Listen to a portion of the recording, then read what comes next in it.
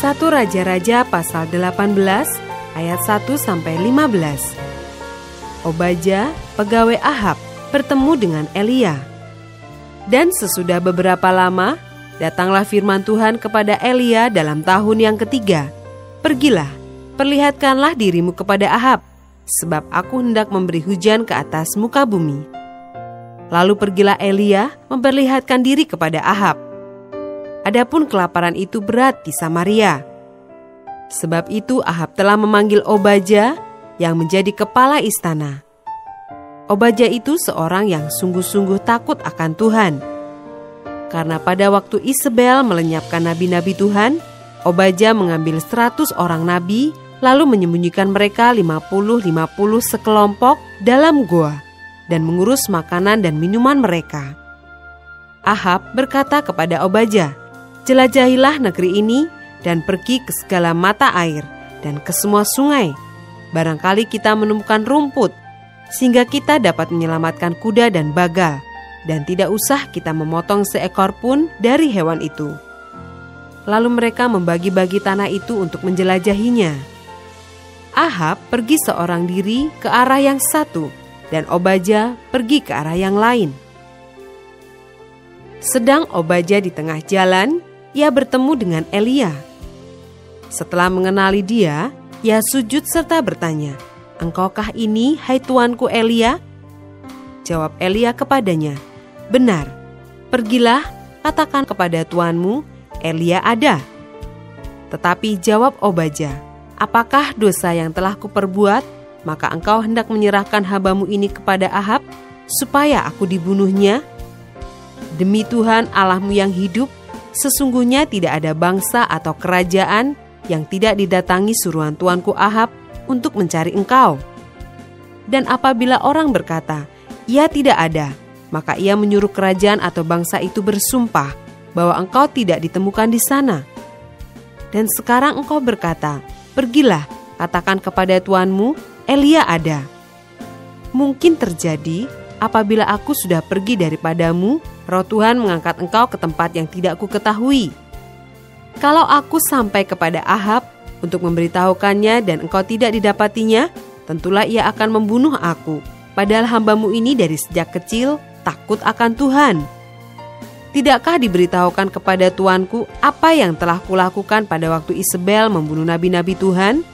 Bagaimana aku menyembunyikan 100 orang nabi-nabi Tuhan dalam gua, 50-50 sekelompok, dan mengurus makanan dan minuman mereka? Dan sekarang, mengapa engkau ini berkata, 'Pergilah, katakan kepada tuanmu, Elia ada.' Ia pasti akan membunuh aku."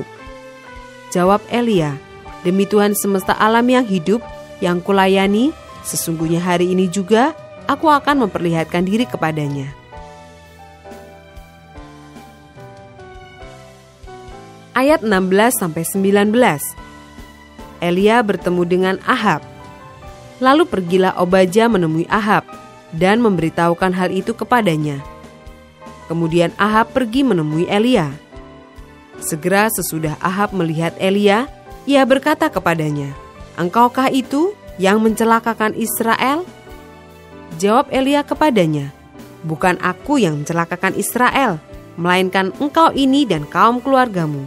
Sebab kamu telah meninggalkan perintah-perintah Tuhan, dan engkau ini telah mengikuti para Baal. Sebab itu suruhlah mengumpulkan seluruh Israel ke Gunung Karmel, juga nabi-nabi Baal yang 450 orang itu, dan nabi-nabi Asyera yang 400 itu, yang mendapat makan dari meja istana Isabel."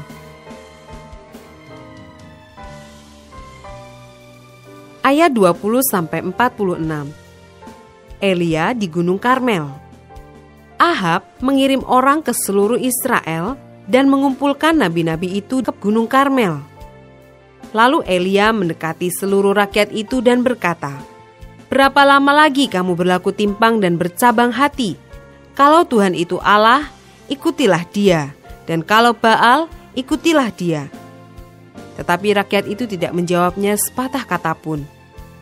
Lalu Elia berkata kepada rakyat itu, "Hanya aku seorang diri yang tinggal sebagai nabi Tuhan, padahal nabi-nabi Baal itu 450 orang banyaknya." Namun, baiklah diberikan kepada kami 2 ekor lembu jantan. Biarlah mereka memilih seekor lembu, memotong-motongnya, menaruhnya ke atas kayu api, tetapi mereka tidak boleh menaruh api. Aku pun akan mengolah lembu yang seekor lagi, meletakkannya ke atas kayu api, dan juga tidak akan menaruh api. Kemudian, biarlah kamu memanggil nama Allahmu, dan aku pun akan memanggil nama Tuhan. Maka Allah yang menjawab dengan api, dialah Allah. Seluruh rakyat menyahut, katanya, baiklah demikian. Kemudian Elia berkata kepada nabi-nabi Baal itu, pilihlah seekor lembu dan olahlah itu dahulu, karena kamu ini banyak. Sesudah itu panggillah nama Allahmu, tetapi kamu tidak boleh menaruh api. Mereka mengambil lembu yang diberikan kepada mereka, mengolahnya dan memanggil nama Baal dari pagi sampai tengah hari. Katanya, ya Baal, jawablah kami. Tetapi tidak ada suara, tidak ada yang menjawab. Sementara itu mereka berjingkat-jingkat di sekeliling mezbah yang dibuat mereka itu. Pada waktu tengah hari, Elia mulai mengejek mereka. Katanya, panggillah lebih keras, bukankah dia Allah? Mungkin ia merenung, mungkin ada urusannya, mungkin ia bepergian, barangkali ia tidur dan belum terjaga. Maka mereka memanggil lebih keras, serta menoreh-noreh dirinya dengan pedang dan tombak, seperti kebiasaan mereka, sehingga darah bercucuran dari tubuh mereka. Sesudah lewat tengah hari, mereka kerasukan sampai waktu mempersembahkan korban petang, tetapi tidak ada suara, tidak ada yang menjawab, tidak ada tanda perhatian. Kata Elia kepada seluruh rakyat itu, datanglah dekat kepadaku.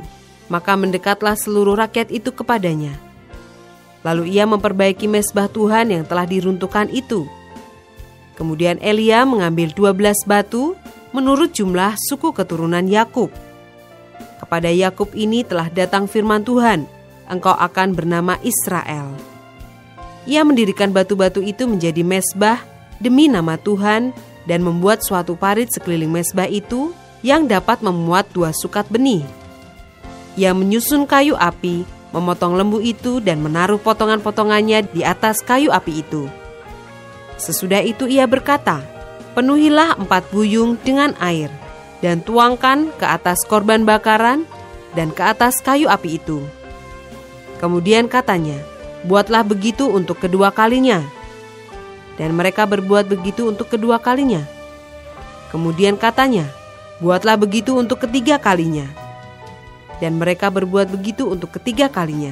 Sehingga air mengalir sekeliling mezbah itu, bahkan parit itu pun penuh dengan air. Kemudian pada waktu mempersembahkan korban petang, tampillah Nabi Elia dan berkata, ya Tuhan, Allah Abraham, Ishak dan Israel, pada hari ini biarlah diketahui orang bahwa engkaulah Allah di tengah-tengah Israel, dan bahwa aku ini hamba-Mu, dan bahwa atas firman-Mu lah aku melakukan segala perkara ini. Jawablah aku ya Tuhan, jawablah aku, supaya bangsa ini mengetahui bahwa engkaulah Allah ya Tuhan, dan engkaulah yang membuat hati mereka tobat kembali. Lalu turunlah api Tuhan, menyambar habis korban bakaran, kayu api, batu, dan tanah itu, bahkan air yang dalam parit itu habis dijilatnya. Ketika seluruh rakyat melihat kejadian itu, sujudlah mereka serta berkata, Tuhan, dialah Allah, Tuhan, dialah Allah.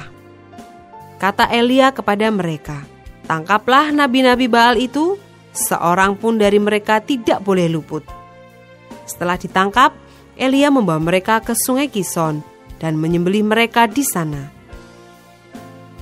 Kemudian berkatalah Elia kepada Ahab, pergilah, makanlah dan minumlah, sebab bunyi derau hujan sudah kedengaran. Lalu Ahab pergi untuk makan dan minum. Tetapi Elia naik ke puncak gunung Karmel, lalu ia membungkuk ke tanah dengan mukanya di antara kedua lututnya.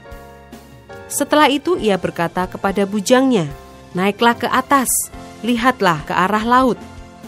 Bujang itu naik ke atas, ia melihat dan berkata, tidak ada apa-apa. Kata Elia, pergilah sekali lagi, Demikianlah sampai 7 kali. Pada ke-7 kalinya, berkatalah bujang itu, "Wah, awan kecil sebesar telapak tangan timbul dari laut." Lalu kata Elia, "Pergilah, katakan kepada Ahab, pasang keretamu dan turunlah, jangan sampai engkau terhalang oleh hujan." Maka dalam sekejap mata, langit menjadi kelam oleh awan badai, lalu turunlah hujan yang lebat. Ahab naik kereta lalu pergi ke Yizreel. Tetapi kuasa Tuhan berlaku atas Elia. Ia mengikat pinggangnya dan berlari mendahului Ahab sampai ke jalan yang menuju Yizreel.